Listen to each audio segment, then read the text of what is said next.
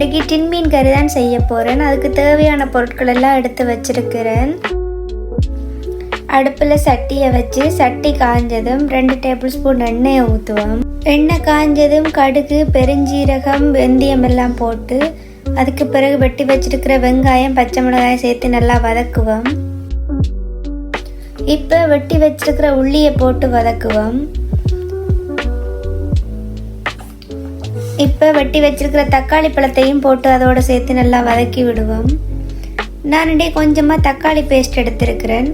ஏன்டா இது கறி கொஞ்சம் திக்காக வர்றதுக்காக தக்காளி பேஸ்ட்டை சேர்த்து நல்லா கலந்து விடுவோம்.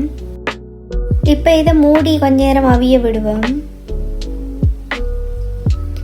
ஒரு 2 நிமிஷத்துக்கு பிறகு மூடியை திறந்துட்டு திரும்ப ஒருக்கா கலந்து விட்டுட்டு கலந்து வச்சிருக்கிற புளி தண்ணியை உள்ளே சேர்த்து நல்லா மிக்ஸ் பண்ணுவோம். இப்போ தேவையான அளவு உப்பு, காரத்துக்கு தகுந்த அளவு மிளகாய் தூளை சேர்த்து நல்லா கலந்து விடுவோம்.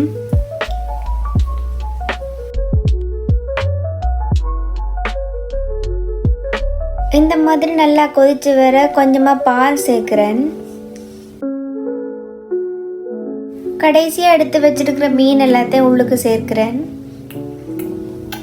இப்போ இதை மூடி போட்டு ஒரு 5 நிமிஷம் வேக வச்சா காணும். கன நேரம் வேக வைக்க தேவையில்லை, மீனெல்லாம் உடைஞ்சிடும்.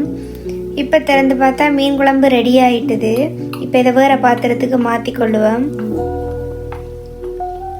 நீங்களும் இந்த மாதிரி செய்து பார்த்துட்டு எப்படி இருக்குன்னு கமெண்டில் சொல்லுங்கள். வீடியோ பிடிச்சிருந்தா லைக் அண்ட் கமெண்ட் பண்ணிவிட்டு சப்ஸ்கிரைப் பண்ணுங்கள். தேங்க்ஸ் ஃபார் வாட்சிங்.